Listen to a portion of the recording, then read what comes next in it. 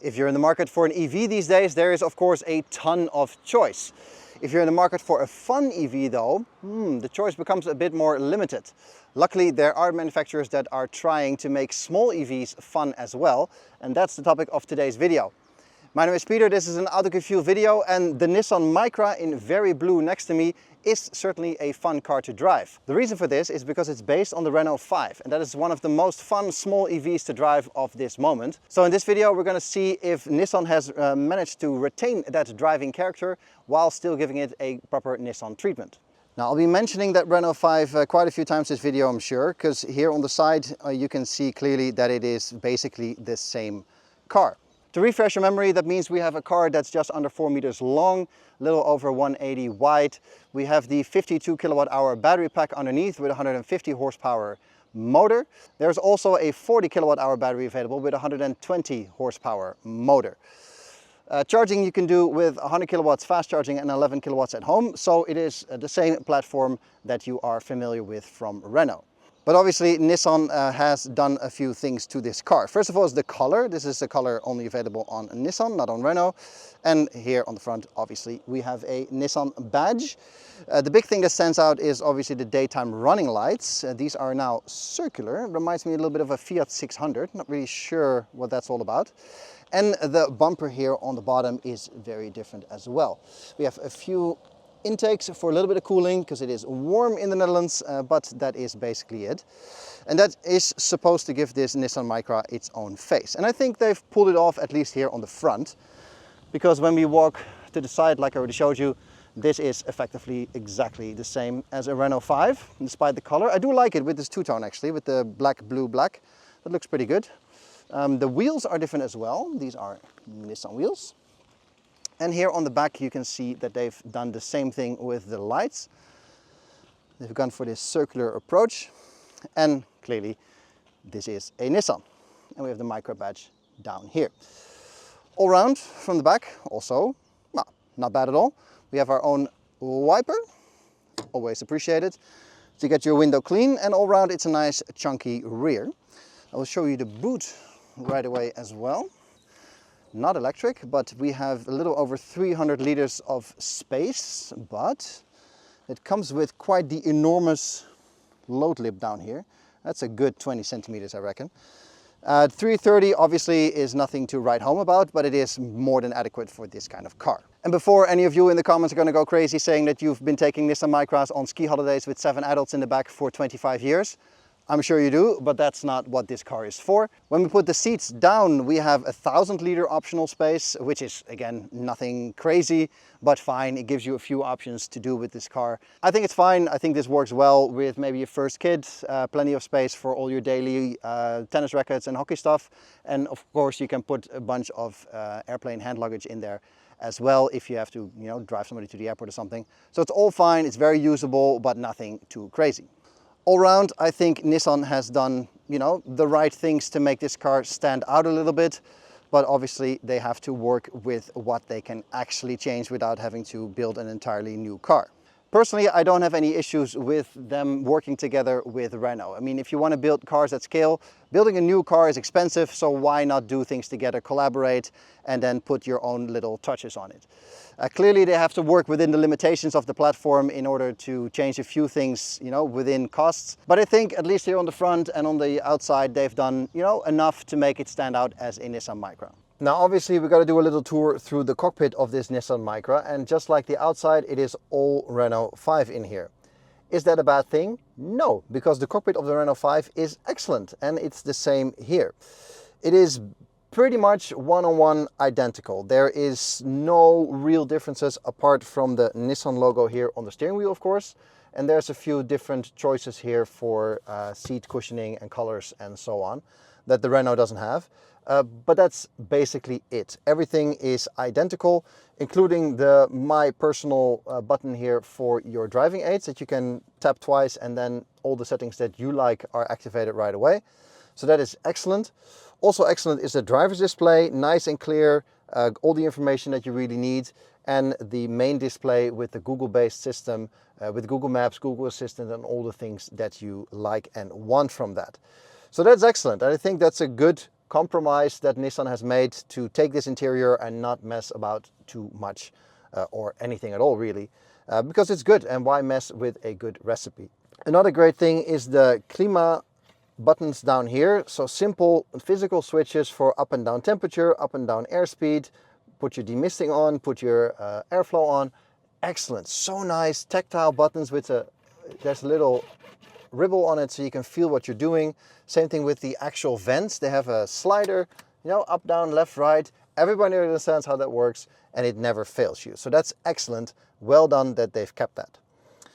Unfortunately, they've also kept a few things that they shouldn't have, chief among which is the piano black. So it's here on the door handle, it's on the buttons on the steering wheel. There's this big slab on the bottom of the steering wheel, and it's around all the vents. So that's not so nice. And what's especially not nice is this mess here on the right side of the steering wheel. So I have my driving mode buttons. I have my operation for my media, my phone, and my systems over here. I have a regen flipper. I have the drive selector. I have the window wiper, and I have this media stick down here. And that is simply too much. I've said the same in the Alpine A290. I said it in the Renault 4, the Renault 5. I'm going to say it again here. This is way too much. And eventually, obviously, you'll get used to it. But in the week that I've had this car now, and I had the same with the Renault 5 and the Renault 4 and that Alpine, you know, when you're doing a few quick turns and you almost always misgrab and turn your wipers on if you're trying to park, for example, or maneuver quickly. This flipper doesn't belong here. It's too much. It's a bit of a mess. And especially this toothbrush gear selector is not nice. So this should have been designed better in the first place, and it should have also been adjusted by now. But maybe we'll get that in some kind of facelift down the line. Another thing they should have spent a bit more time on is the roof. This has the squares that the Renault 5 had as well, where it has, you know, a wink to the past with the heritage of the Renault 5. But obviously this Nissan Micra has nothing to do with that heritage, so there's no point leaving this in. So they could have spent a bit more time and money doing something different here, I think. But okay. All round, it is a nice cockpit to be. Just like the Renault 5, just like the Alpine, it is, you know, it's a compact cockpit. It has everything you need within reach.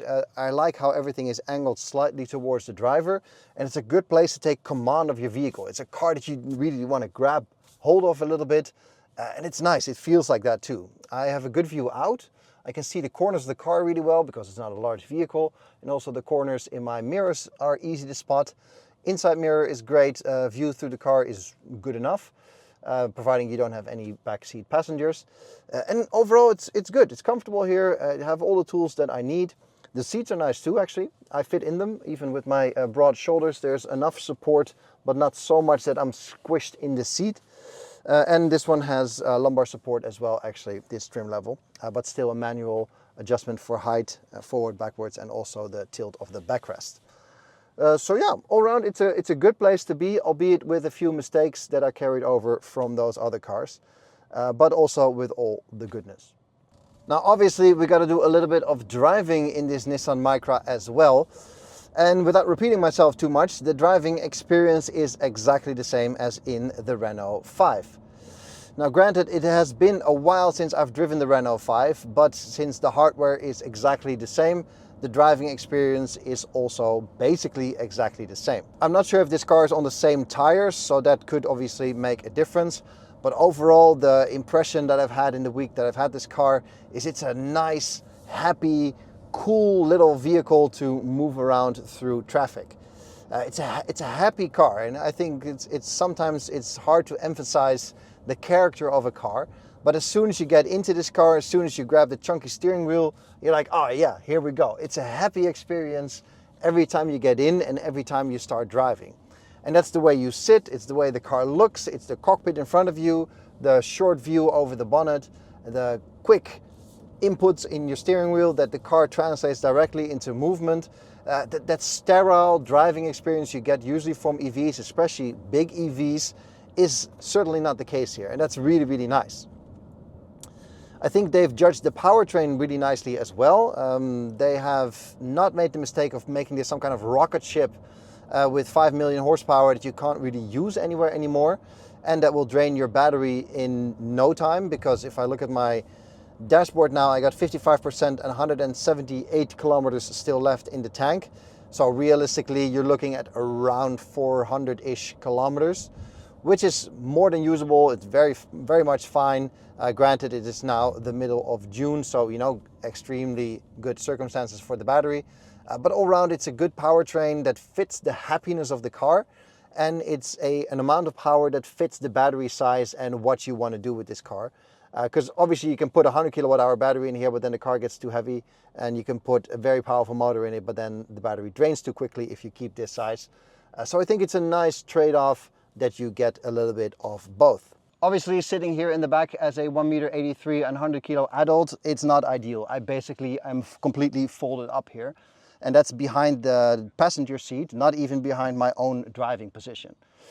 Technically speaking, it fits, but I am not comfortable here. I have no under thigh support whatsoever, and I'm basically wedged between the bench and the seat in front of me. Luckily, they've made the seats soft and not too thick, so that does help a lot.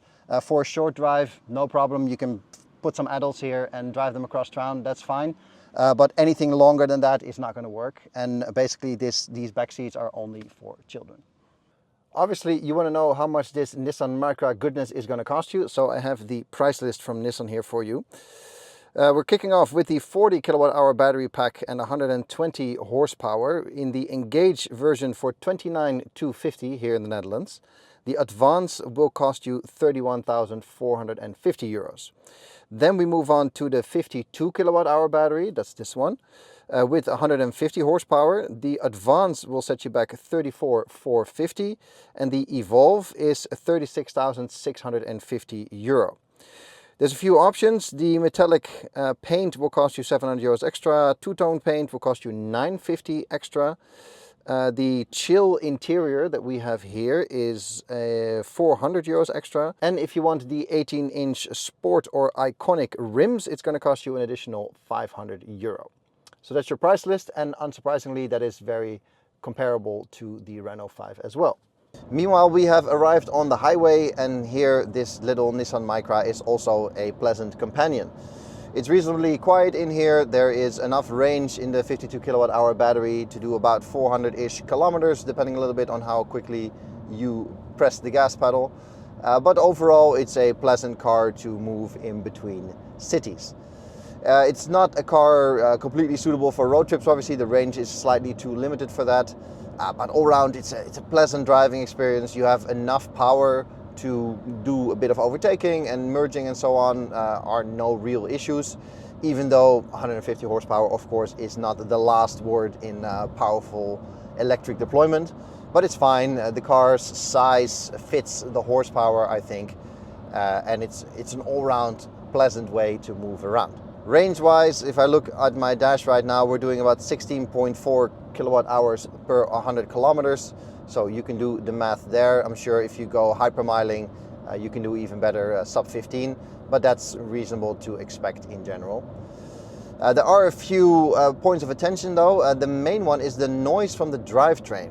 Specifically, I'm going to be very specific here, between 87 and 103 kilometers an hour, there is a very distinct whine coming from the powertrain that I didn't notice in the Renault 5. Beyond that speed, the whine goes away, but if you go above 112 or so, then a different kind of pitch noise returns. So I'm not really sure what's going on there, but it does stand out. Other than that, yeah, the view out is fine. The infotainment is pleasant to work with. Anything from navigating with the Google system to switching radio stations, it's all very pleasant. It's close by, it's angled to me as a driver, so it's a very pleasant way of interacting with the vehicle. And steering, I mean, clearly going in a straight line on the highway, the steering doesn't really matter, but when you go on and off ramps, in some corners, it's quite nice, and also here you feel confident that you can grab the car and maneuver it around. So it's a very pleasant driving experience in general, which was to be expected, of course, because the Renault 5 had the same characteristics. And that is maybe the big question of this video. Is there something fundamentally to choose between this Nissan Micra and the Renault 5? To which the answer is no. It is exactly the same car, and apart from the styling, there is nothing really to pick. I can totally imagine you think the Renault 5 is maybe a bit too wild and too retro, and you go for this one, and vice versa if you think this might be a bit boring and go for the Renault 5. But either one is a good choice if you're in the market for a small EV that still gives you a smile every time you drive it, because it's a fun driving experience and a fun ownership experience with this vehicle. And I'm sure if you go to your local dealer, you might find some kind of deal or some kind of used vehicle, or maybe if you have a trade-in vehicle, it makes a difference. So, you know, there's maybe some differentiation there, but fundamentally there is nothing between them. And that is all I got for you in this video. Thanks for watching. Give it a thumbs up if you like it. Let me know in the comments, of course, which one you would pick, this one or the Renault. And obviously subscribe to the channel. That is something we really appreciate and helps us out a lot. And there is a lot more cool videos, reviews and tests and media drives coming this summer and also afterwards. So if you don't want to miss any of those, definitely subscribe. For now, thanks for watching, and I'll catch you guys in the next one. Cheers.